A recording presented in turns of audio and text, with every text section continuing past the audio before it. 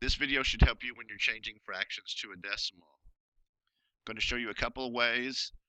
Way number one works most of the time or a lot of the time. You want to change the fraction to an equal one that has 100 for the denominator. So I'm looking for something that I can multiply this by to get me 100 for my denominator. So 4 times something equals to 100. I know there's 4 quarters in a dollar, so I'm going to take the 4 times 25. And if I take the bottom times 25, I also have to take the top times 25, the numerator times 25. 3 times 25 is 75. And then once I have this in hundredths, it's really easy to do. 75 hundredths, sort of like having 75 pennies, 0.75. On this one, I'm looking for something I can take 10 times to get to 100. Well, that's not so bad because 10 times 10 equals 100. So I'm going to take 7 times 10, which equals 70. I've got 71 hundredths, which is going to equal 0.70. Try a couple more out. I've got 1/5, so 5 times something is going to get me to 100. And I'm going to take the same thing times 1. So let's see, 5, if I count by 5s to 100, 5, 10, 15, 20, 25, 30, 35, 40, 45, 50, 55, 60, 65, 70, 75, 80, 85, 90, 100. 20 of them, like there's 20 nickels in 100. Take the numerator times 20. I got 21 hundredths, which is going to equal 0.20. 25 times what equals 100? 25 times 4. So I'm going to take the 7 times 4, which equals 28. That's going to get me 28 hundredths, which is 0.28.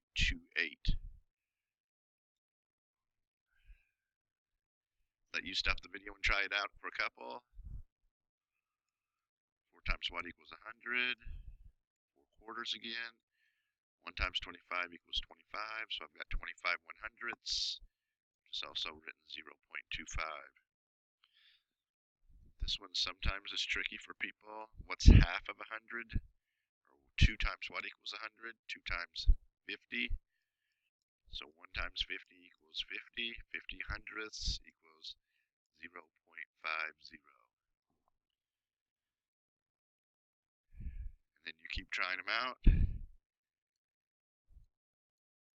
times something equals 100. 20 times 5 does. 13 times 5. 13 times 5. 15, carry my 1, 5, 6. 65 100ths, which is going to be the same as 0.65. 4/5, I'm going to have to take it times 20 to get to 100. I'm going to take the 4 times 20, which is going to give me 80. We're at 80 hundredths, which equals 0.80. One thing you may have noticed, there's only certain numbers that are going to work on the bottom of this, because my denominator has to be a factor of 100, something I can multiply by to get to 100. Got a couple more here that you can try out. 5 times 20 is going to get me to 100. 3 times 20 is going to get me to 60. 60 hundredths equals 0.60.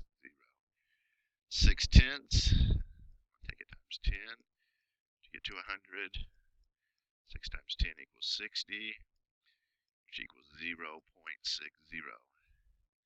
Hey, that means that 6 tenths and 3/5 are equivalent fractions. All right, here's way number 2. This one will always work. I'm going to divide, because that's what fractions really mean, the numerator divided by the denominator. Sometimes my answer doesn't come out so nicely, and you guys have seen this on the calculator before. When you put a number in and you get 4.3576912Z, and it just stops, kind of thing. So here's what we have. 1 divided by 3. So my 1's going inside. There's my 3. First thing to do is get that decimal point there, because that's definitely going to be happening. I know because I have 1, 3, my numerator is less than my denominator. My answer's got to be less than 1. So how many 3's in 1? I don't have any. Subtract, there's a 1. I'm going to add a 0 for free and bring it down. How many 3's in 10? 3. 3 times 3 is 9. I subtract, I get a 1. I'm going to bring another 0 down. 3 times 3 is 9 again. And that is as far as I need to go.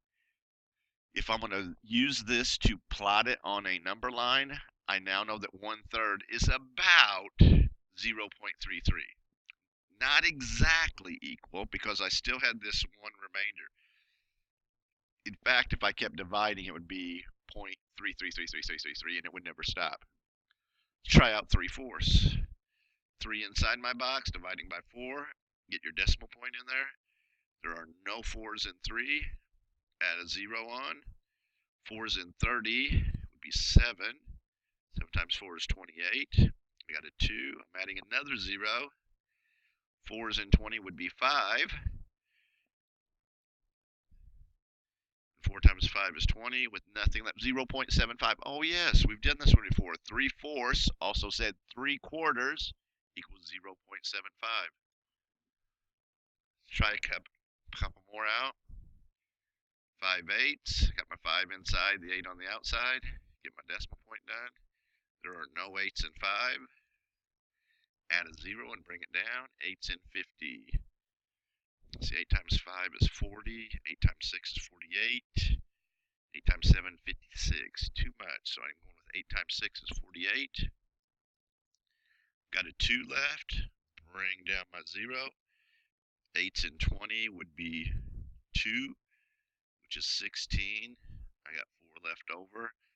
My answer is approximately 0.62. Let's try out 9/10. Some people in the audience probably already know, hey, that's one where I can just multiply top and bottom 10. Let's see what happens if we do the division. So I got 9 divided by 10, put my decimal point. There are no 10's in 9. Add a 0 on and bring it down. How many 10's in 90? 9. And 9 times 10 is 90. Nothing left, so it's really 0.9.